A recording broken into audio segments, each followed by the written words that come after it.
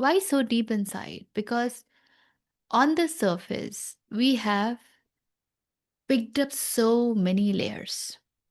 वो ही राक्षस प्रवृत्ति आज के समय किस प्रकार फ्लोरिश होती है या हमारे अंदर से निकलती है?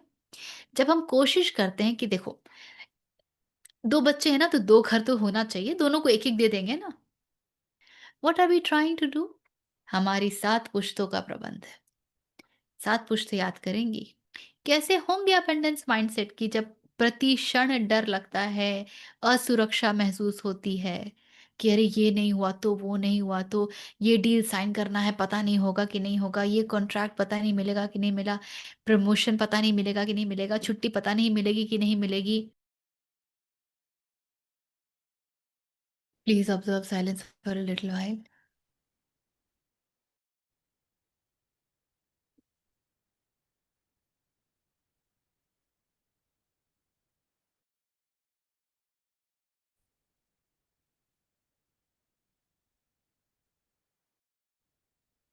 Get centered, get grounded.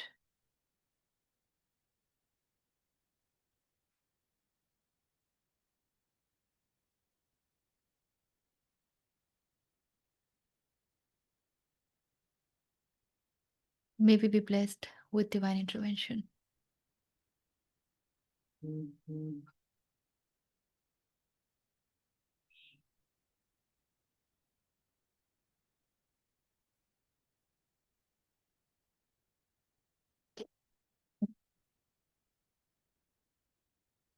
नमस्ते सभी को।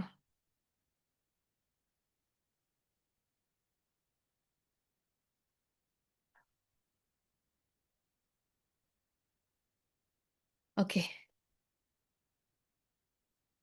so where were we? We did till 25th है ना?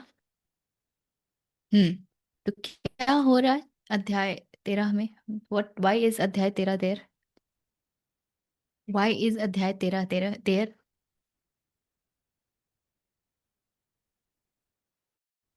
क्षेत्र और क्षेत्रज्ञ का डिफरेंस बता रहे हैं कृष्ण। राइट। दृश्य विवेक वाला कॉन्सेप्ट है इसमें। हुँ,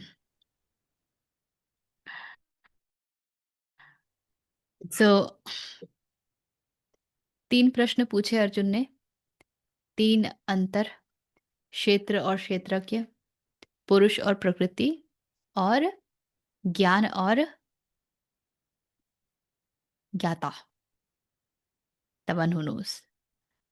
तीनों एक्चुअली सेम हैं बट कृष्ण तो कृष्ण है, कोई को ना छोड़ेंगे नहीं, हर प्रकार से समझाएँगे। तो हम पहुँचे थे 25वां तक हमने किया था but I was actually listening to Swami Sarvapriyananda ji, उनको मैं बीच-बीच में सुनती रहती हूँ, तो कभी-कभी मुझे बहुत at times I find him very repetitive तो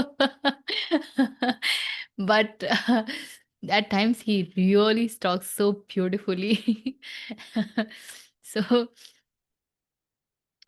24वें को तो सुन कर के क्योंकि संस्कृत को जिस तरीके से वो प्रस्तुत करते हैं, वो इतना सुंदर होता है, तो 24वां सुन कर के तो मुझे बिल्कुल डेमोक्रेटिक फीलिंग आ रही थी। जब कहते हैं श्री हरि की ध्यानेन आत्मनि पश्यन्ति कैचित् आत्मनाम आत्मना। 3 बार आत्मन शब्द प्रयोग आया है प्रयुक्त हुआ है अलग-अलग विभक्तियों के साथ। तो पहला प्रश्न है आत्मनि रियलाइज़ क्या करना है? तो सेल्फ को रियलाइज़ करना। हुँ? फिर दूसरा प्रश्न आता है कि कहाँ रियलाइज़ करेंगे भाई? तो उसका उत्तर आता है प्यूरिफाइड हार्ट में। So then there is the location. Oh, I wrote it also. Yeah. Sorry. So what is to be realized is Atmanam. The limitless consciousness, the awareness, the Satchidanand. Way to be realized is Atmani in ourselves. So that's when it is demanded that we look inward, we move inward and seek it. And the third is Atma Na, how to realize it. Sanskrit की तो beauty यही है कि इसमें कोई English में हम लोग पंक्चुएशन में पढ़ते हैं. I remember once upon a time I have also taught grammar, and comma कहाँ लगा है उससे पूरे सेंटेंस की मीनिंग बदल जाती है. आई एम श्योर कुछ किसी को याद आ ही जाएगा. सो how it is being read, where is the punctuation, and that's what defines the meaning. Sanskrit में ऐसा हो ही नहीं सकता है कि आप गड़बड़ कर दें, क्योंकि सारी विभक्तियां संज्ञा के साथ लगती हैं. तो आत्मा है, और जो शब्द बनेगा वो विभक्तियों के साथ बनेगा, तो जो अर्थ है वो बिल्कुल स्पष्ट है. आप अर्थ के साथ छेड़छाड़ नहीं कर पाएंगे. That's why this language is called to be, जो सिस्टम के लिए, कंप्यूटर्स के लिए, कोडिंग के लिए the best language, the most perfect language कहते हैं. सो आत्मना, हाउ टू बी रियलाइज, तो it has to be realized by the self. So when I was reading, hearing this, self has to be realized in the self, by the self, तो मुझे एकदम democracy वाली feeling आई थी. And then he has, Krishna has guided us about, when he talked about the process, he talked about all the three yoga. है ना, याद है?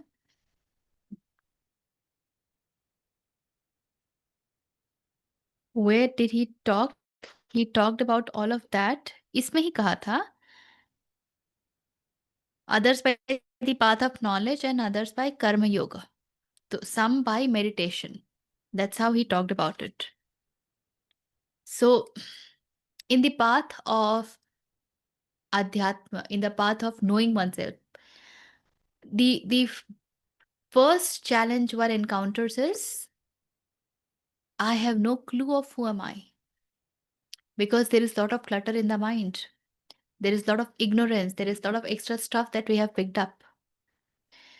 And the real me is buried inside. That's why when you go to Upanishad like Taittiriya and Mundak, they talk of Atma in the Guha. है ना? हृदय गुहा. It's like deep inside the heart, there is some cave in which the Atman is residing. Why so deep inside? Because on the surface, we have picked up so many layers. Yeah. And so, because of that, there is so much of clutter, there is so much of ignorance. So, then what becomes important is Gyan Yoga, the understanding of Advait, the Dvait, and everything, so many things in life, right? However, a lot of us find Gyan Yoga so dry. And many times, Gyan Yoga alone doesn't suffice. At least in my case, I can share the experience. Yes, Gyan Yoga did not suffice all alone. So, a lot of clutter went away, but still there was scope for a lot. Because अभी अंदर इतने संस्कार दबे हुए हैं जिसका पता ही नहीं है. तो बहुत सी बातें समझ में भी आ गई हैं, पर वो बड़ी इम्प्रैक्टिकल लग रही हैं. वो अप्लाई ही नहीं कर पा रहे हैं. और ये बहुतों की दुविधा होती है कि सुनने में तो बड़ा सरल लगता है, लेकिन is it possible to be like that? Is it possible to use that? Is it possible to apply that?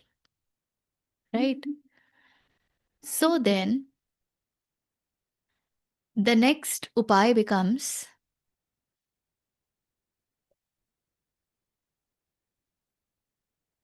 figuring out what will help me to remove this distraction, because we are so distracted that even if I have the knowledge, the distractions are still coming and they're disturbing me. So I need to get focused, and then become Dhyan Yog becomes important because meditation is what will give me the focus. And then Swamiji explained that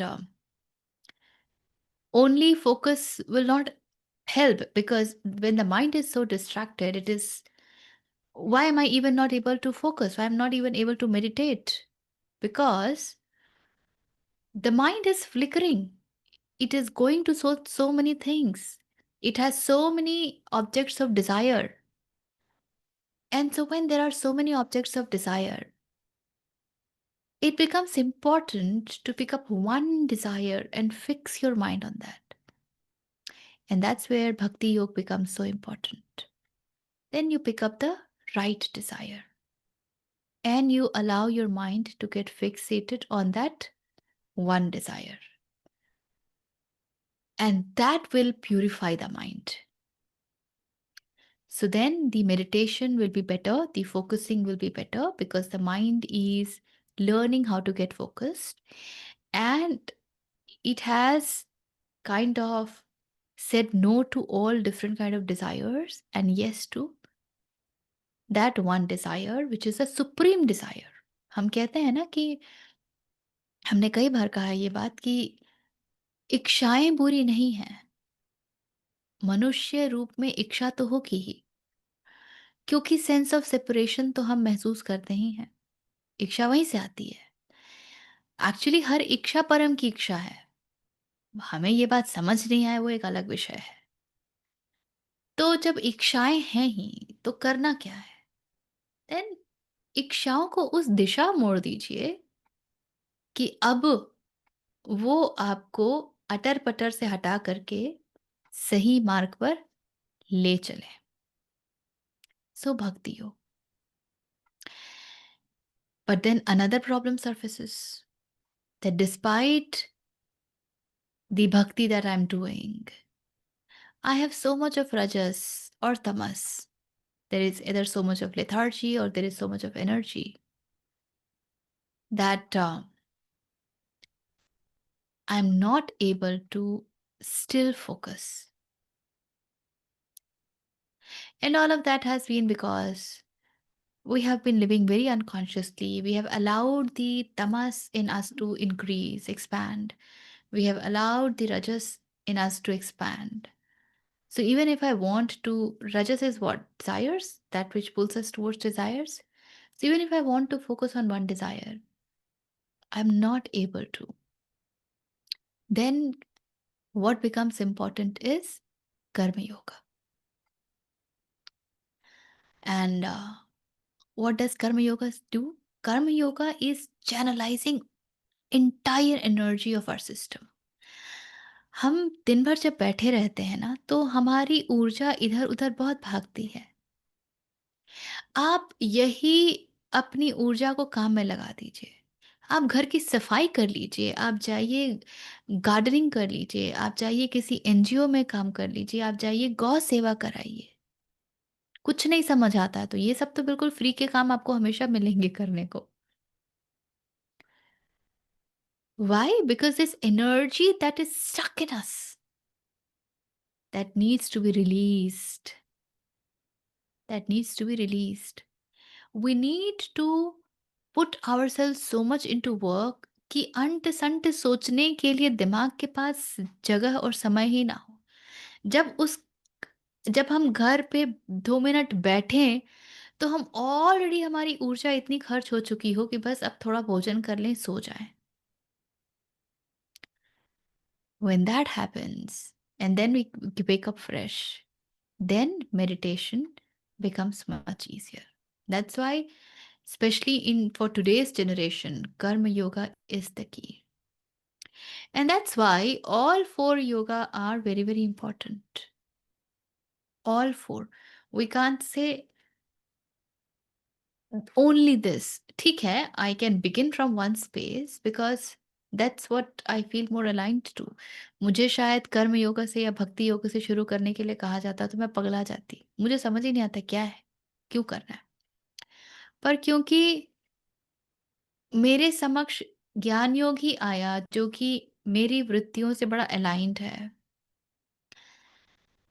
तो उसमें उतरना थोड़ा सरल हुआ। और फिर जब आप उतरते हैं, आपकी पात्रता बढ़ती है, धीरे-धीरे और भी बातें खुलती हैं, बहुत सारा क्लटर डिक्लटर होता है, a lot of clouding gets removed. Then your ego starts to diminish so much that now you are really ready for the other paths. There is no resistance. क्योंकि जो रेजिस्टर है, जो resistance create करता है, वो ही अब मात्रा में घट गया है। अगर पहले मैं 8 का रेजिस्टेंस क्रिएट करती तो ज्ञान योग के साथ इतना हुआ कि अब रेजिस्टर 5 पे आ गया, 4 पे आ गया। Now I'm willing to at least take a look at it, understand it in a much bigger way. And when I'm willing, then the your it's like each cell in our body has receptor. Each cell in our body has receptor. And based on the conditioning and the neuron firing that we give it, they learn what they must accept and what they must reject. The Meera effect के बारे में कितनी बार बात किया है ना? विष का प्याला पीने के बाद भी उनको कुछ नहीं हुआ, because the cells of her are train that अगर श्री हरि का नाम लिया है तो ओनली गुडनेस कैन हैपन, और whatever will happen with his name is good. So the cells would not receive the poison at all. It's a very, very biological phenomena. So initially, when my resistance is high, each cell in my body, in my system, is closing itself when it comes to other paths. But when I begin with certain path and there is some purification, then my cells also learn that okay, resistance has to go down. And hence they become open, they become more receptive. ठीक है? So I think with this, we are ready to begin today's 26 करना है ना? शिव जी? आशीष जी बिल्कुल बैठेंगे। अब तो आभा जी आ गई, अब मुझे नहीं कहा जाएगा। चलिए चलिए ऋचा जी, आप बहुत मजाक ले रही हैं। हाँ, ठीक है। 26। लीला का हिस्सा बनिए, मज़ा ही आएगा। बिल्कुल, बिल्कुल, बिल्कुल, मैं वही सीख रहा है हूँ ना? आपसे। ठीक है, पढ़िए। एक मिनट। यावत् संजायते किंचित सत्वं स्थावरजंगमं क्षेत्रक्षेत्रज्ञ संयोगात् तद्विद्धि भरतर्षभ। यावत् संजायते किंचित, whatever is born, किंचित is anything, whatever anything is born, सत्वम स्थावर, being, स्थावर is unmoving, जंगमम is moving, क्षेत्र क्षेत्रज्ञ संयोगात, from the union of it, इन दोनों के संयोग से, विद्धि भरतर्षभ, विद्धि is know, so know this, O bull of Bharata, whatever anything being is born, the moving or the unmoving, O bull of Bharat, know it to be from the union of Kshetra and Kshetragya. हे अर्जुन, यावन मात्र जितने भी स्थावर जंगम प्राणी उत्पन्न होते हैं, उन सबको तो क्षेत्र और क्षेत्रज्ञ के संयोग से ही उत्पन्न जान। ये तो पहले भी कहा ना, प्रकृति और पुरुष से ही सब आते हैं। Very kind of repetitive, but repetition has its value. What is the value? Why must Krishna repeat this?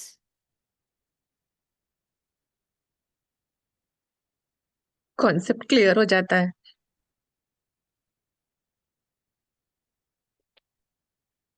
आपके बॉडी सेल में शायद वो बैठ जाता है, ऐसा बोल सकती हैं आप। Very good. तो हम सब तो एकदम ऐसे तगड़े वाले डोर्स है ना, वो खट खट खट खट करो तो पता ही नहीं चलता है, तो उसको ठोकते रहो ठोकते रहो ठोकते रहो ठोकते रहो, and one day it penetrates. So repetition has its value. However, if the repetition is happening unconsciously, then there is no value.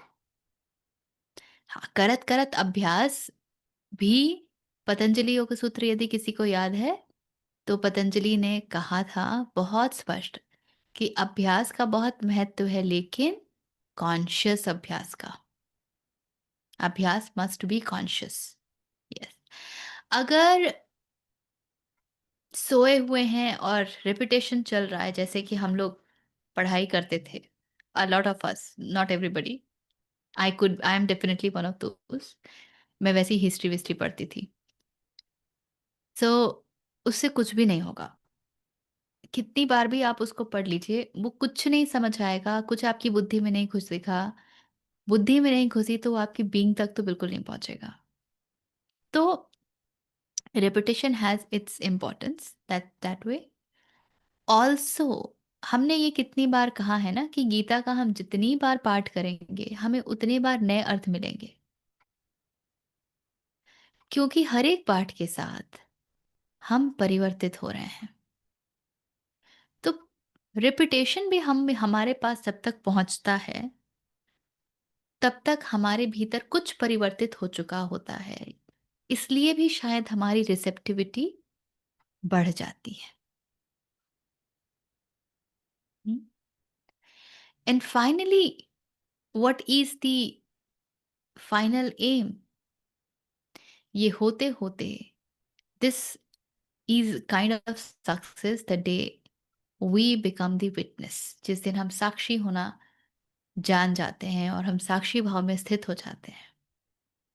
सो इसमें there is nothing to be really discussed. अगर किसी को कुछ लगता है anything that needs to be, saying that anything that moving or unmoving, so everything, the entire play of cosmos, not a single thing is to be missed.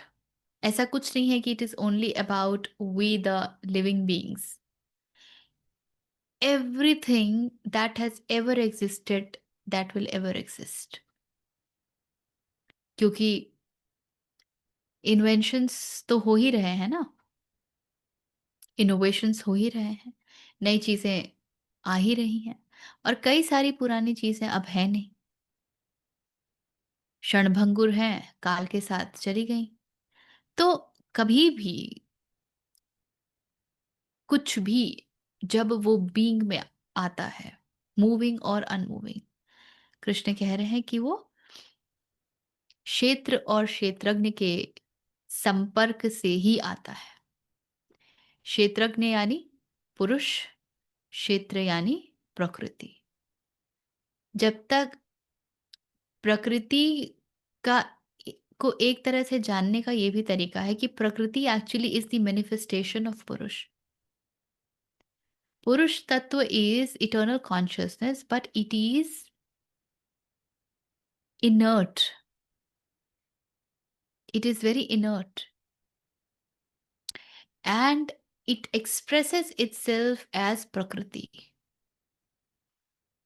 इसीलिए कृष्ण तक किसी भी मार्ग से आप पहुंच सकते हैं। आप प्रकृति के द्वारा जाइए या पुरुष के द्वारा जाइए। हम्म। हम्म। 27 इसमें कुछ अगर है तो बोल लीजिए, we will look at it. Richa ji, ये मन कहीं से ना ये कॉन्शियस और अनकॉन्शियस में ना फंस गया, क्या मेरे को नहीं पता। क्या चीज कॉन्शियस और अनकॉन्शियस?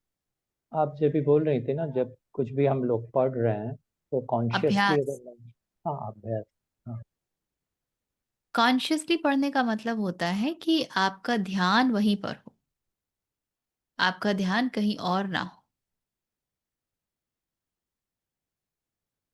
आपके दिमाग में बॉलीवुड के गाने चल रहे होंगे, घर के झगड़े चल रहे होंगे, अगले दिन किसके यहाँ जाना है, कितने बजे उठना है, क्या-क्या काम करना है, वो चल रहे होंगे आपके मन में, और आप पढ़ने का प्रयास करेंगे, तो कुछ भी नहीं मिलेगा।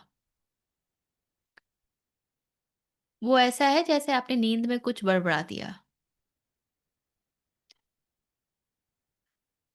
यदि आप चाहते हैं कि उसका प्रभाव कुछ भी आपके ऊपर पड़े, या आप चाहते हैं कि वो आपकी बुद्धि में प्रवेश करे, आपके चित्त का हिस्सा हो, तो उस पर ध्यान होना आवश्यक है।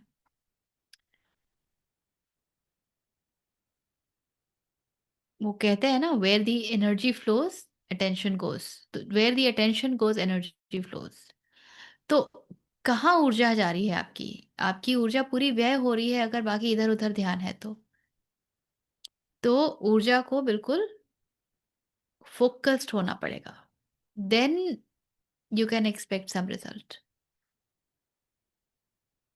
तो यहाँ पर कॉन्शियसनेस का मतलब, we are not talking about the supreme consciousness, we are talking about the different levels of consciousness. जैसे अनकॉन्शियस है, सबकॉन्शियस है, तो उसमें हम लोग, हमारा पूरा दिन कैसे बीतता है, हमें पता भी नहीं होता है कि हम क्या कर रहे हैं। हम गाड़ी चलाते हैं तो half of the time we are robotic, वही रास्ते पे जाना है तो अपने आप ही सब मुड़ रही है। कितनी बार सोचते हैं कि अच्छा आज यहाँ से नहीं वहाँ से जाएँगे, लेकिन जब जाते हैं तो पता चलता, ओह! सोचा था कि उधर जाना है, लेकिन अरे! I am back on the same old route. क्योंकि वही प्रोग्रामिंग है ना अपनी, वो प्रोग्रामिंग कैसे टूटेगी? वो प्रोग्रामिंग को तोड़ने के लिए you will have to become conscious.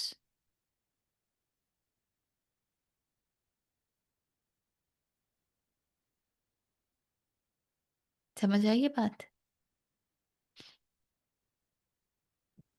हाँ समझ में आ रहा।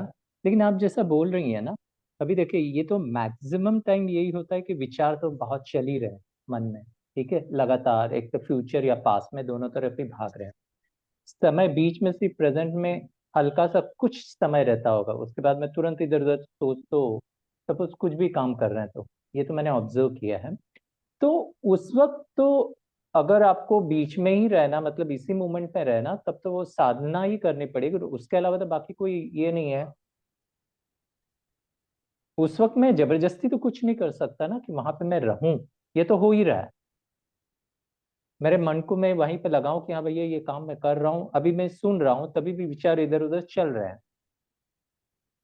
पर क्या विचारों के ऊपर आपका ध्यान है या सुनने पर ध्यान है? कभी कभी तो आप घर विचारों में पर। बैठे कुछ कर रहे हैं बहुत, तो इसीलिए तो हम हाईजैक होते हैं ना कभी-कभी। आप अपने तो घर में बैठे कुछ कर रहे हैं, एक मेहमान आता है, वो खटखटाता है, आप दरवाज़ा नहीं खोलते हैं, वो चला जाता है। वो ज़्यादातर यही करेगा कि ज़ोर से खटखटाएगा। आप फिर भी नहीं खोलेंगे, तो आपके पूरे उस मेहमान को ट्रेनिंग मिलेगी कि अरे! कितना भी ज़ोर से खोलो, ये नहीं खोलते हैं दरवाज़ा। तो वो आना कम कर देंगे और आना फिर धीरे-धीरे बंद कर देंगे। विचार बिल्कुल वैसे ही हैं। आपके पास आए, आप उनके साथ एंटरटेनमेंट में लग गए, उनके साथ बैठ के गप मारने लग गए, उन विचारों को ही और आगे बढ़ाने लग गए। तो फिर उन विचारों को क्या ट्रेनिंग मिली कि अरे शिव जी के पास जब जाओ, ही इज़ ऑलवेज़ अवेलेबल। उनके साथ बड़े मस्त। कोई चाहता है कि ये कन्वर्सेशन ठीक से सुनाई ना दे। अभी आ रही है? I have just changed the network. हाँ हाँ अभी आ रही है। दिखेगा तो बताइएगा। हुँ। तो what I was saying was, आपके घर में एक मेहमान आया, दरवाज़ा बंद है, उसने खटखटाया। आपने ध्यान नहीं दिया, वो या तो चला जाएगा या ज़ोर से खटखटाएगा, ठीक है? अगर वो चला गया तो बहुत बढ़िया, अगर वो ज़ोर से खटखटाता है, आपने फिर भी दरवाज़ा नहीं खोला, तो उस मेहमान की क्या ट्रेनिंग हुई कि शील जी को कितना भी परेशान करो, कितना भी दरवाज़ा खटखटाओ, वो नहीं खोलते हैं। तो वो मेहमान आना छोड़ देगा, अपने प्रयास कम कर देगा। विचार हमारे बिल्कुल वैसे मेहमान होते हैं। हम सुनते-सुनते, पढ़ते-पढ़ते, कुछ करते-करते कहीं और किसी और दुनिया में चले जाते हैं, हाईजैक हो गए। जैसे ही आपको पकड़ में आया कि आप हाईजैक हुए हैं, तुरंत वापस आ जाइए। अगर वहाँ पे उस क्षण ये विचार शुरू हो गए कि अरे! मैं तो हाईजैक हो गया। ओहो! मैं फिर हाईजैक हो गया। ओहो! क्या ये विचार बहुत डिस्टर्ब करते हैं। तो फिर से आपने उन विचारों को ही पूरी ऊर्जा दे दी। तो चुपचाप बस वापस आ जाना है और जितना आप अपने आप को इसके लिए ट्रेन करेंगे, आपका माइंड उतना ट्रेन होता जाएगा, आपकी फ़ोकस उतनी बढ़ती जाएगी, उसमें उतनी वृद्धि होगी। तो हाईजैक होना बहुत नॉर्मल है क्योंकि हमारे भीतर रजस और तमस भरा हुआ है ना, इसलिए हम हाईजैक होते ही होते हैं। उससे बचने का एक ही उपाय है, keep practicing and learn to be more conscious. और रजस क्या बोलता है, बहुत ज़्यादा एनर्जी है बॉडी में, उसको खर्च करो। So go and spend it. Physical activity, not mental, just physical activity. तमस क्या बोलता है? तमस बोलता है बहुत लेथार्जी है। Go and do some physical activity, break that state. So, physical activity hence is very, very important for us. Any kind. आप घर की सफाई ही कर लीजिए, आप डांस कर लीजिए, आप कूद लीजिए। Break your current state. Drink water. Let the blood circulation in the body improve. You will be able to concentrate better. You will be able to focus better. ठीक है ना? बहुत बढ़िया। धन्यवाद, धन्यवाद। ये मेरे साथ ठीक। हो रहा था अभी कि ये मैं कुछ ये होता ही है। ये मेरे साथ अभी भी होता है, अब कम होता है, लेकिन ऐसा नहीं है कि नहीं होता। It's not that I am totally out of it. नहीं, मेरे साथ जो हो रहा था, जैसा आपने सेकंड केस बताया ना, कि मेरे को समझ में आया कि मैं हाईजैक हो गया, तो फिर मैं सोचूंगा, अरे अब मैं नेक्स्ट टाइम ना इसको और ध्यान से, मेरे साथ कैसे हो गया ये, तभी वो फिर ये मेरे को नहीं पता। नहीं, आपने धन्यवाद। जहाँ उससे बातचीत की, बस अब आप उसके हो गए। हम्म। याराना उधर ही हो गया ना। ओके। हम्म। ठीक है, धन्यवाद। 27। टीचर जी, एक प्रश्न है। तो आपने कहा दो तरीके से हम पूर्ण ज्ञान को प्राप्त कर सकते हैं, या तो पूरी तरह प्रकृति को समझ के, या पूरी तरह पुरुष को समझ के। तो प्रकृति को समझ के कैसे? प्रकृति को समझ के, प्रकृति से पार जाके। थोड़ा प्र- समझाइए। प्रकृति को समझने का क्या अर्थ है? प्रकृति को समझने का अर्थ है कि ये जो पूरा हमारा सिस्टम चल रहा है, पूरा जो तंत्र चल रहा है, इसके अपने नियम हैं। इसके अपने नियम हैं, ये कुछ नियमों से चलता है। अपनी प्रकृति को समझना मतलब मेरे गुण कैसे कार्य करते हैं, क्या मेरे भीतर रजस ज़्यादा है, तमस ज़्यादा है, क्या है? तो मैं उसको बैलेंस आउट कैसे करूँगी? इसीलिए साधना का बड़ा महत्व होता है। साधना में आप करते क्या हैं? साधना में आप अपनी प्रकृति को ना मास्टर कर लेते हैं। That's what we do. For example, I have this habit, जैसे जब मीठा बहुत अच्छा लगने लगा, I left eating sweets on weekdays. Sunday को क्योंकि मैं नमक का त्याग करती हूँ, तो मेरे पास ऑप्शन नहीं होता है। रेस्ट ऑफ द वीकडेज मैं बाहर की कोई मिठाई नहीं खाती हूँ। आई ईट घर का बना खीर एंड ऑल दैट, बट बाहर का कोई मिठाई नहीं खाऊंगी। Why am I doing that? Because I need to train myself that hey I am the master. मैं अपनी प्रकृति को, जो कि एक इंस्टिंक्टिव प्रकृति है कि मुझे मीठा पसंद आ रहा है, मैं उसको बता रही हूँ कि देखो, मास्टर मैं हूँ। Similarly, you should keep doing something which is unusual for your routine. अगर आप हमेशा स्पेसिफिक टाइम पर ही उठते हैं, थोड़ा कभी हट के देखिए।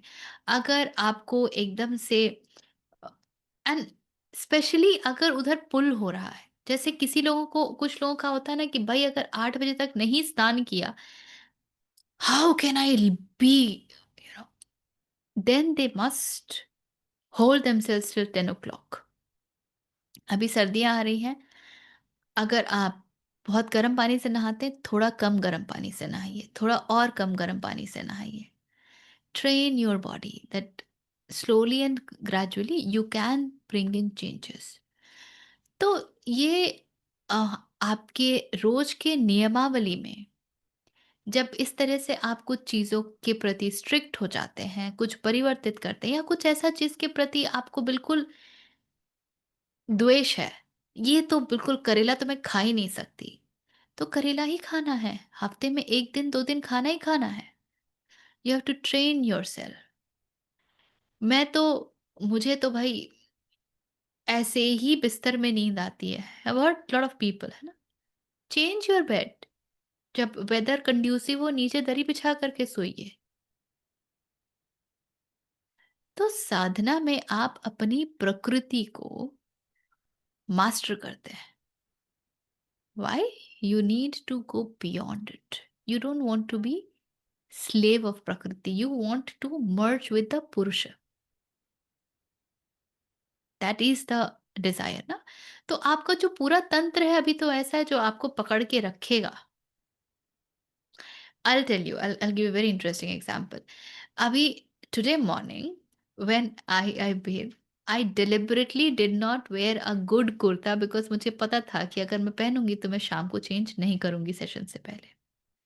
Because of the weather, I will avoid changing my clothes. I'll avoid changing the dress. And so I deliberately wore something that I will be pushed to change, that I can't sit with. So you have to find things that which pulls you in comfort zone. You have to figure out how do you leave your comfort zone. In leaving your comfort zone, you are becoming ready for everything. What does Aham Brahmasmi says? Aham Brahmasmi says कि मैं करेला भी हूँ और मैं चीनी भी हूँ, है ना? तो मेरे लिए कोई प्रेफरेंस नहीं बचा। मेरे लिए सब कुछ ही कंफर्टेबल है या सब कुछ ही अनकंफर्टेबल है। So what you are doing is you are mastering your prakriti. You're mastering your gunas, you're mastering your tendencies, you're going beyond them. गुण जो हैं वो आपकी टेंडेंसी के कारण ही होते हैं ना। जो वृत्तियां हैं वो गुणों के रूप में आती हैं, आप वहां से पकड़ते हैं। So you are actually reaching to your वृत्ति। जब जैसे आप बोलते हैं ना कि नहीं भाई ये चद्दर तो हर तीसरे दिन बदलाना ही चाहिए, कभी 2 दिन एक्स्ट्रा रख के देख लो। I can live like that. मुझे तो हर दशहरा एक सेट कपड़ा खरीदना ही है। इस दशहरा नहीं खरीदेंगे। मुझे तो हर शादी में एक नया ड्रेस चाहिए ही, नहीं खरीदेंगे। And then for those, no no, I must not buy, that has become an identity. मैं नहीं खरीदती हूँ, you must go and bye.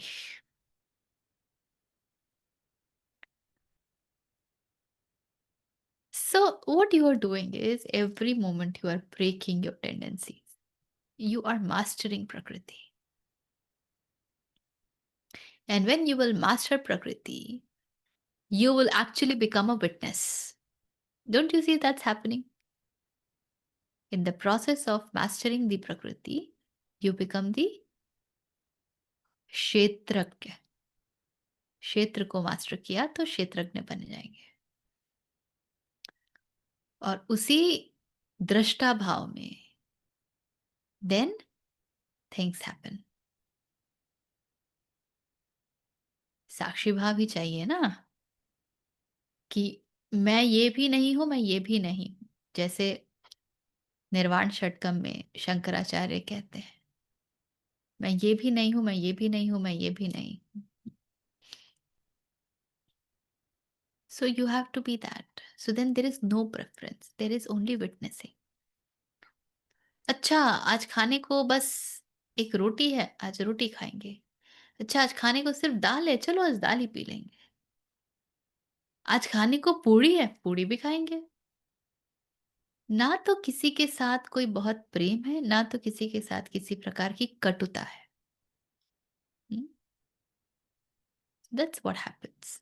तो ये दिखता है बहुत सिंपल सा, लेकिन करने जाओ तो देखो पता चलेगा।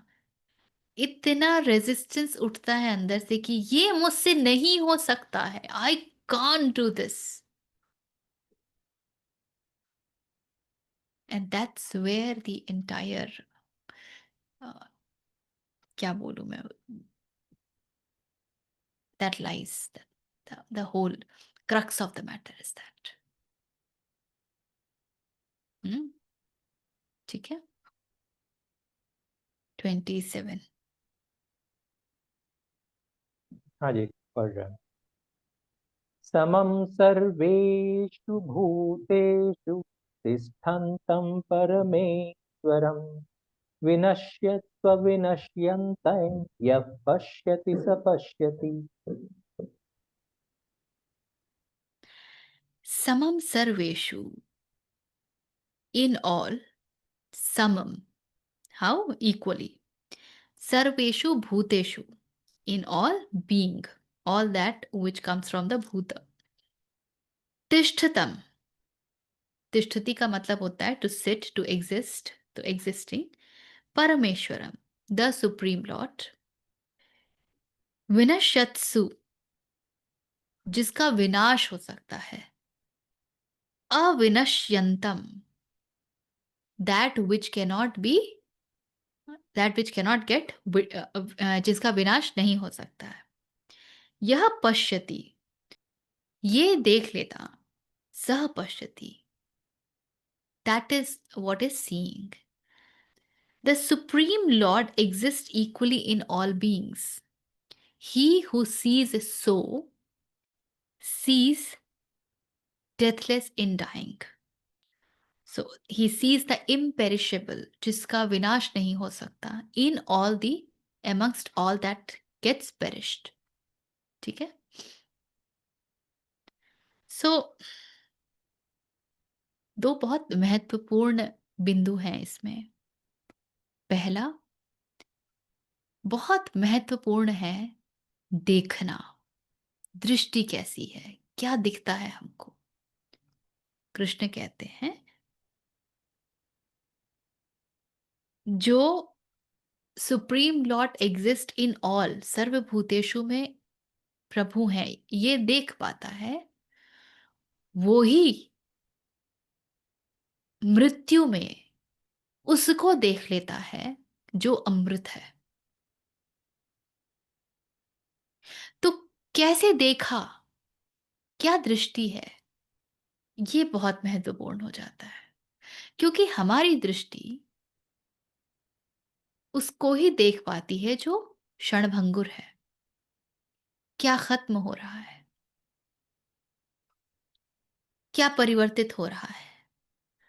देखो ये पुराना हो गया, देखो ये खराब हो गया, देखो ये नया है, देखो ये चेंज करना है, देखो ये इस बार जब सैलरी आएगी ना तो इससे हम ये करेंगे। तो हमारी दृष्टि जाके टिकती तो है क्षणभंगुर पे।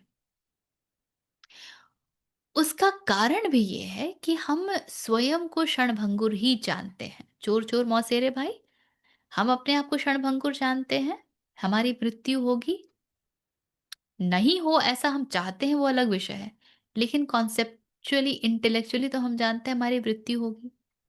इसलिए हमको सब कुछ में मृत्यु ही दिखता है, हम उसके पार कभी पहुंच ही नहीं पाते। ये सारे मुहावरे देखिए कितने मस्त हर जगह फिट हो जाते हैं, बने ही है हमारे जीवन से। अब हमारा प्रयास क्या रहता है, क्योंकि हम हैं उस अमृत के हिस्से, तो हमारा प्रयास रहता है कि हम मृत्यु के आगे कैसे निकल जाएं, हम मृत्यु को जीत कैसे लें। इतनी सारी जो हमारी कहानियां हैं, पौराणिक कहानियां, जब सारे राक्षस, राक्षस क्या है, हमारी भीतर की प्रवृत्तियां, तामसिक एंड राजसिक, और वो क्या करते हैं, वो बहुत सारा, they meditate and they please gods, तपस्या करते हैं, तपस करते हैं। और उस तपस्या से चाहते क्या है? कि मृत्यु कैसे ना हो। क्योंकि उनको पता है कि ना तो श्री हरि ऐसा कोई वरदान देने वाले हैं कि मृत्यु नहीं होगी, ना शिव देने वाले हैं, ना ब्रह्मा देने वाले हैं, तो ऐसे घुमा फिरा के वरदान मांगते हैं। जैसे हमने रावण का केस देखा, हमने हिरण्यकशिपु को देखा, मेरी मृत्यु दिन में भी ना हो, रात में भी ना हो, घर के भीतर भी ना हो, बाहर भी ना हो, ब्ला ब्ला ब्ला, मनुष्य से भी ना हो, देव से भी ना हो, जानवर से भी ना हो, everything that they think can be the cause of death. तो और वो ही राक्षस प्रवृत्ति आज के समय किस प्रकार फ्लोरिश होती है या हमारे अंदर से निकलती है, जब हम कोशिश करते हैं कि देखो 2 बच्चे हैं ना, तो 2 घर तो होना चाहिए, दोनों को 1-1 दे देंगे ना। What are we trying to do? हमारी 7 पुश्तों का प्रबंध है, 7 पुश्तें याद करेंगी। So we are trying to actually achieve deathlessness, but through the means of death. अब जो मरता ही है उसको कैसे पता शाश्वत होना क्या है? कहाँ पता? इसीलिए हमारी दृष्टि कैसी है, हम देख क्या रहे हैं? प्रतिक्षण मृत्यु का भय है, खाए जा रहा है, और इसलिए प्रतिक्षण हमारी तैयारी है। देखो इतना फंड होना चाहिए हमारे बुढ़ापे के लिए, इतना फंड होना चाहिए इस कार्य के लिए, उस कार्य के लिए।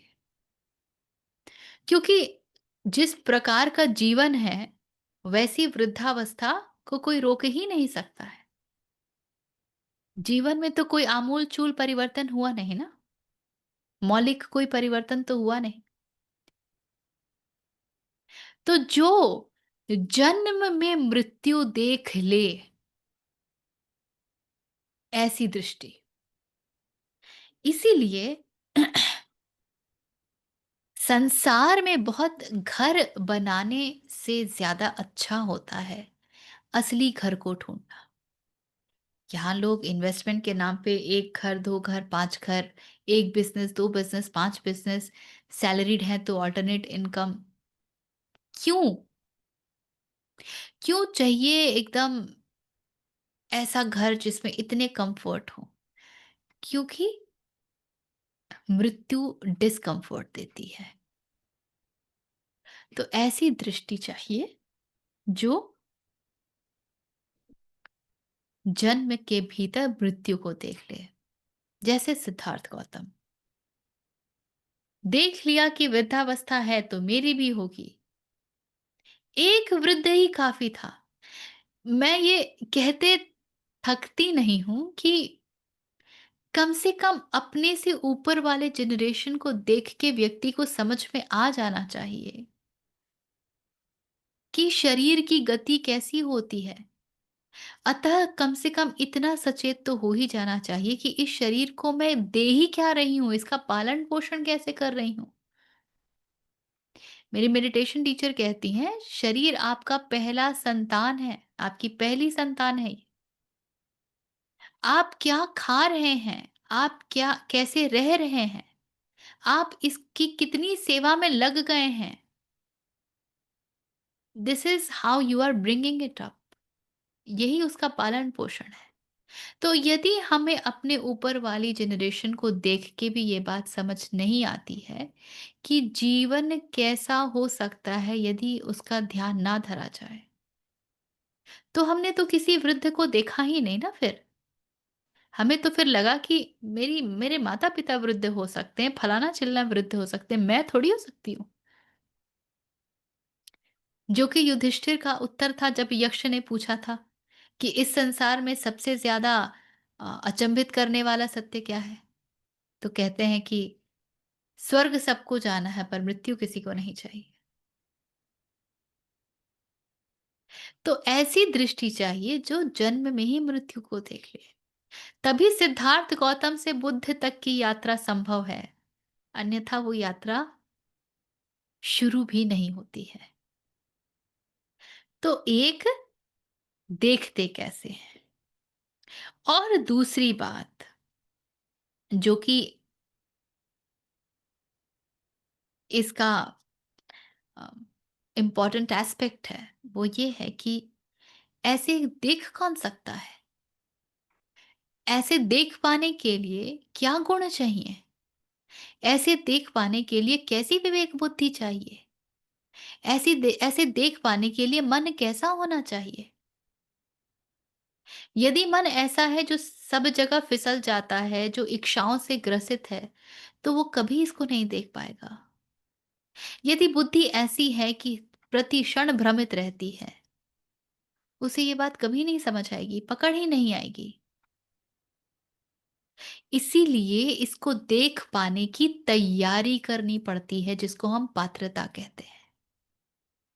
एक छोटी सी नौकरी पाने के लिए भी हम पूरी पढ़ाई करते हैं, कितने एग्जाम्स देते हैं, कितना कंपटीशन देखते हैं। वो जो संसार का ही होता है, वो जिसमें ऐसा कुछ अलौकिक नहीं है। लेकिन यहां तो फिर पारलोक की बात हो रही है, परलोक। तो कौन देख सकता है?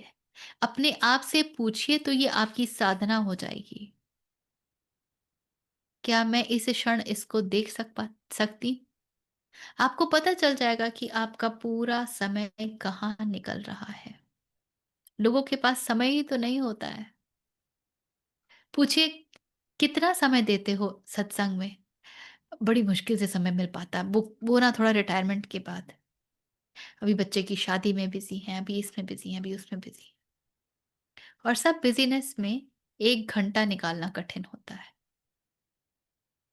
तो क्या हम वो दृष्टि अपने लिए बना भी रहे हैं? क्या वो पात्रता हम अर्जित कर भी रहे हैं? जब ये पात्रता आती है, तब जन्म के भीतर मृत्यु को देख पाना संभव होता है, और फिर उससे पार जाने की यात्रा आरंभ हो पाती है। तभी क्षणभंगुर में शाश्वत को देखा जा सकता है।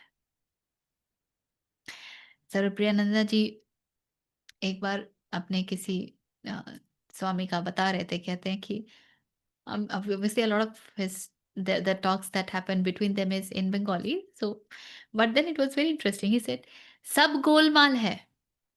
What he said is everything is Golmaal. ये हमको ही पता है ना, पूरा संसार गोलमाल है। इस गोलमाल में से गोल को छोड़ के माल को निकालो। गोल में मत फंसे रहो, नहीं तो गोल गोल घूमोगे। Pull out the essence, take the essence. So when one becomes interested in taking the essence and not and doesn't really enjoy the sansaric thing. In fact, one can actually enjoy sansar only when one can see the Brahma in that. उसके आनंद का ठिकाना नहीं होता है, जिसे अहम ब्रह्मास्मि पता चल जाता है। हम हमारी जो पूरी जीवन धारा है, वो हमको अब तो चारों ओर हम देख रहे हैं, जिस प्रकार का स्ट्रेस है, एंग्जाइटी है, बर्नआउट है, हार्ट अटैक है, स्ट्रोक है। हमको समझ ही नहीं आता है कि हम कर क्या रहे हैं। And everything has its solution just there. All you need is get little centred. थोड़ा रुक जाइए, ठहर जाइए, थोड़ा सा भीतर झांक लीजिए, किस दिशा जा रहे हो? क्या उसी दिशा चलते जाना है, या उस दिशा पे अब ब्रेक लगाना आवश्यक है? नहीं नहीं, मेरे भोजन पानी वगैरह के लिए बहुत अच्छा प्रबंध है, मेरा जीवन इसमें अच्छा कट जाएगा। जो महत्वपूर्ण है उसमें थोड़ा तो समय दें। ठीक है, संसार की संरचना ऐसी है कि आपको कमाना पड़ेगा, आपको खाना पड़ेगा। बिल्कुल कमाइए, बिल्कुल खाइए, अबंडेंस में जिए। लेकिन अबंडेंस माइंडसेट उसी व्यक्ति का होता है जिसके पास किसी प्रकार का भय नहीं है, जिसके पास किसी प्रकार की कुंठा नहीं है। कैसे होंगे अबंडेंस माइंडसेट की, जब प्रति क्षण डर लगता है, असुरक्षा महसूस होती है कि अरे ये नहीं हुआ तो वो नहीं हुआ तो, ये डील साइन करना है, पता नहीं होगा कि नहीं होगा, ये कॉन्ट्रैक्ट पता नहीं मिलेगा कि नहीं मिला, प्रमोशन पता नहीं मिलेगा कि नहीं मिलेगा, छुट्टी पता नहीं मिलेगी कि नहीं मिलेगी। देखो रिसेशन आ रहा है, नौकरियां जा रही हैं, एआई आ गया है। जब प्रति क्षण मन यहाँ डरता रहता है, तो कैसे उसे कुछ और प्राप्त हो सकता है? तो देन इट बिकम्स इम्पोर्टेंट कि हम देख क्या रहे हैं, हमारी दृष्टि कहाँ जा रही है। तो कृष्ण कहते हैं ऐसे जो देख सकता है। I was listening to a podcast when I got to know कि हाउ सिविलाइजेशन उस स्थान पे आ गया था जिसमें आप कह सकते हैं कि अब पॉपुलेशन जीरो है, वेरी हैंडफुल काउंटेबल, और फिर उससे वापस एक्सपेंशन, और ऐसा 2-3 बार हो चुका है कि पूरी पृथ्वी 100% विनाश, हैंडफुल ऑफ पीपल, और फिर उससे फिर से सृजन। तो ये कोई बहुत बड़ी बात नहीं है। I have to listen to it once again, I did not note down कि उसको, उस इवेंट्स को क्या कहते हैं। हमें तो लगता है ना कि अच्छा ये प्रकृति तो कभी खत्म नहीं हो सकती, विश्व कभी खत्म नहीं हो सकता, पर ऐसा नहीं है।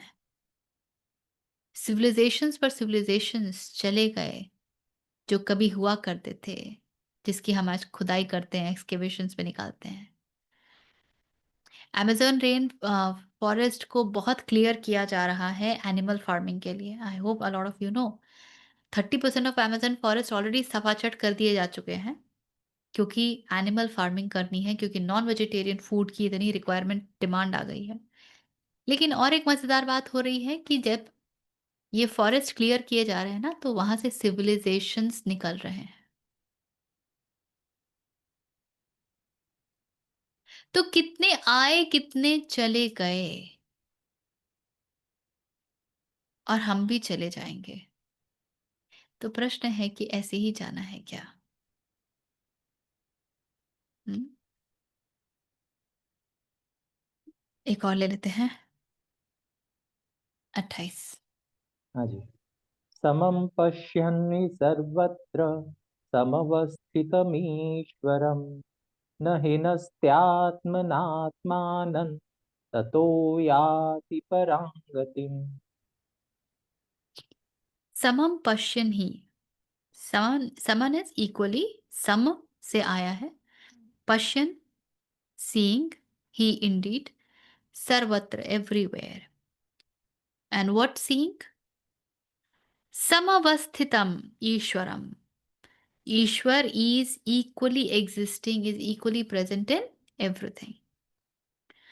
न हिनस्ति, हिनस्ति is हिंसा कर देना, किसी का हनन कर देना, खत्म कर देना।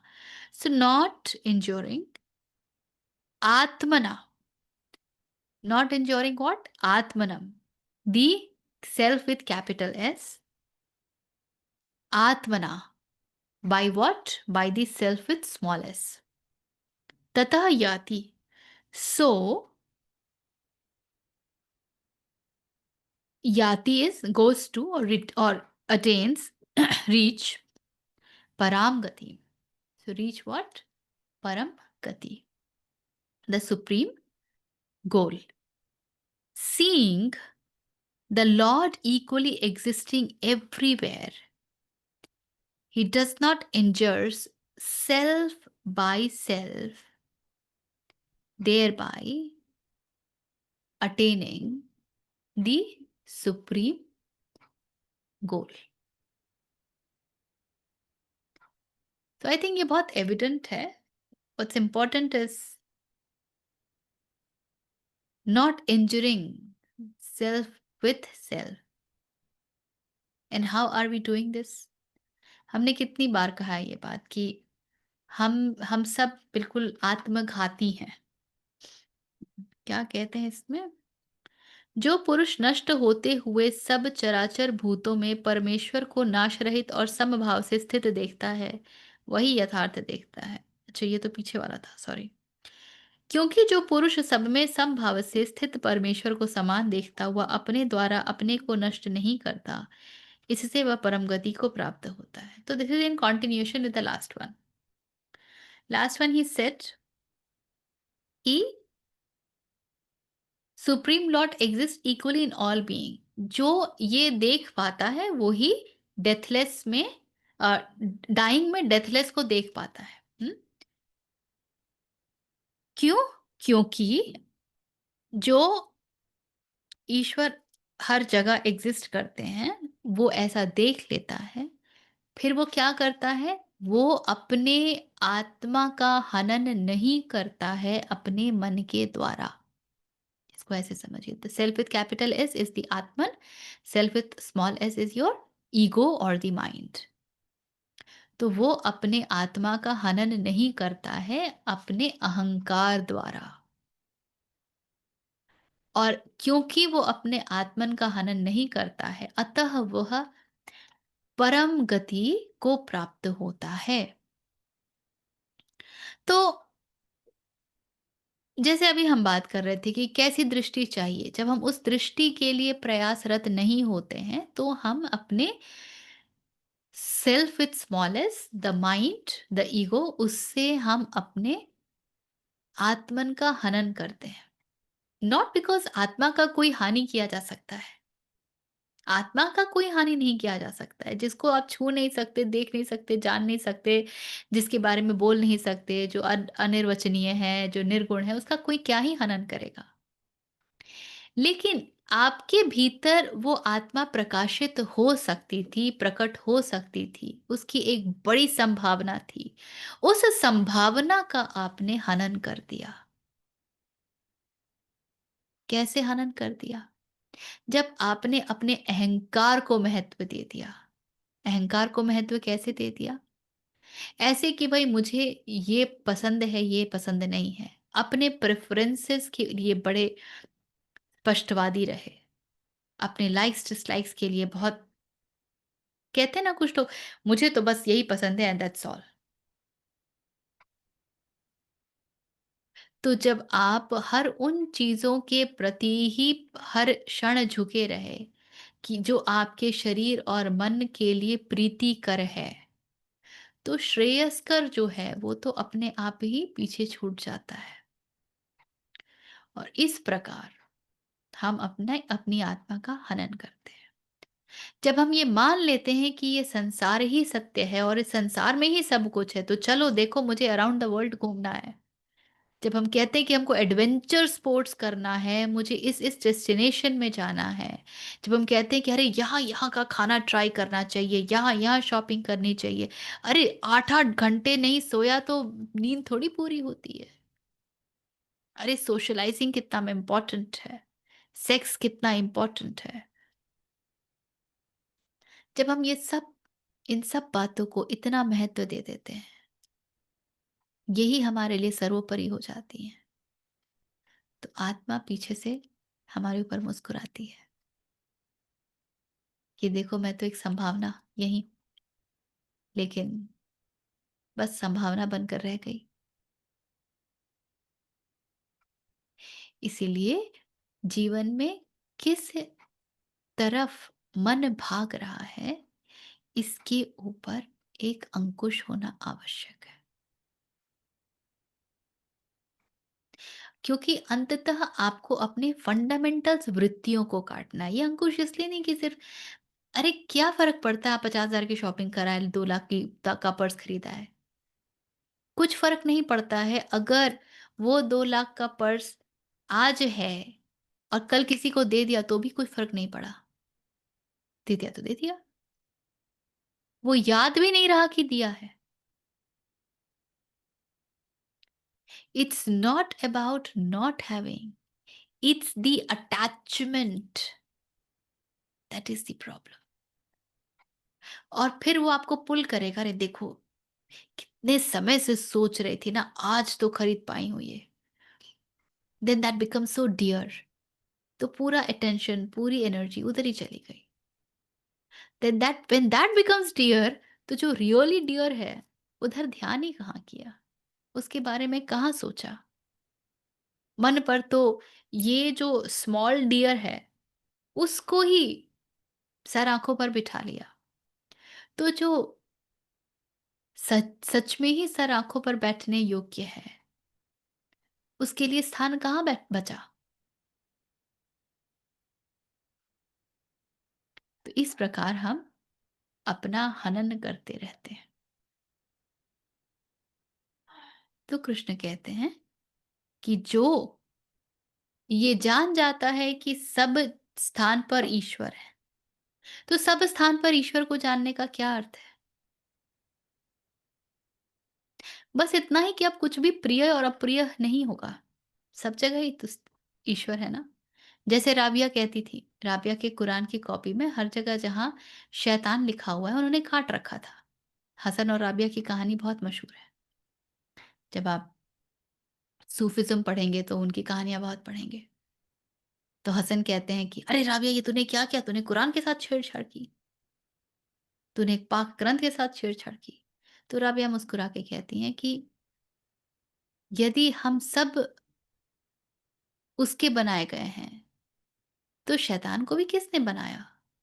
तो जिसने जिसने उसे बनाया, मतलब उसने जिसको बनाया, मैं उससे कैसे अ, नफ़रत कर लूँ?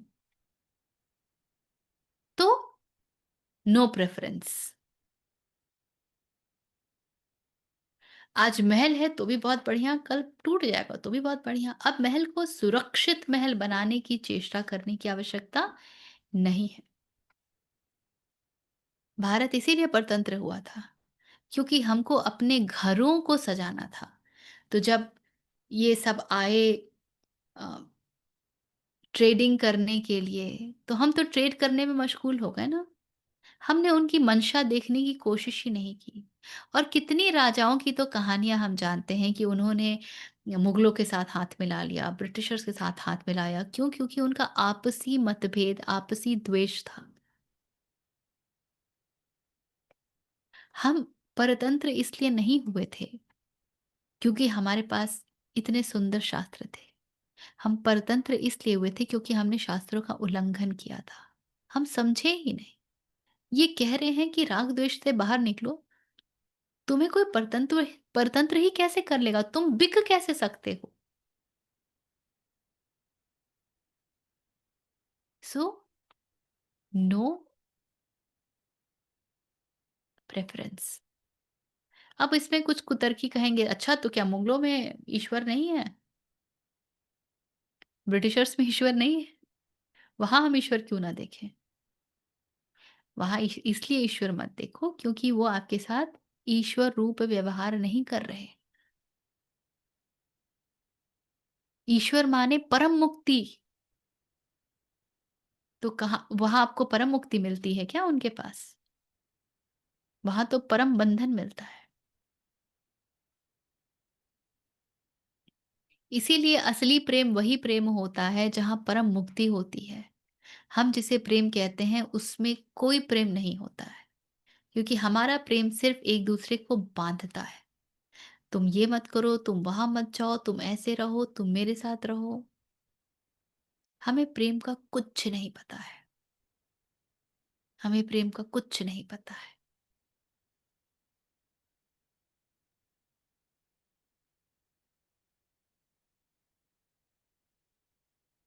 हम्म।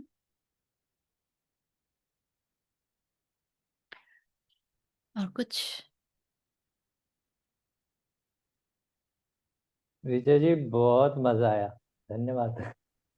बहुत ही बढ़िया। Too good, Krishna too good, Kripa. Too good, too good.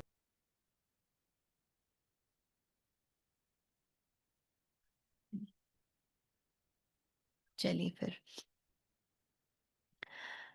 कोई प्रश्न है? कुछ नहीं है? सब शांत है? क्या बात है। Okay, sit straight. If you know, you can chant along or just be. Take a deep breath. ॐ पूर्णमदः पूर्णमिदं पूर्णात् पूर्णमुदच्यते पूर्णस्य पूर्णमादाय पूर्णमेवावशिष्यते ओम शांति शांति शांति।